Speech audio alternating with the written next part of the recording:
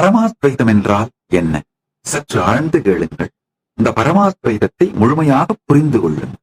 ஜீவன் உங்களுடைய ஜீவன், உங்கள் உயிர் ஜீவாத்மா, ஈஸ்வரன் பரம்பொருள் பரமாத்மா, ஜெகத் இந்த பிரபஞ்சம், ஜீவ ஈஸ்வர ஜெகத். வேறு வேறு சம்பிரதாயங்கள் இந்த ஜீவ ஈஸ்வர ஜெகத்தை பற்றி வேறு வேறு விளக்கங்கள் அளிக்கின்றன. இவை மூன்றிற்கும் இருக்கின்ற உறவை, இவை மூன்றை பற்றிய அறிவை வேறு வேறு வார்த்தைகளால் வேறு வேறு விதத்தில் விளக்குகின்றன.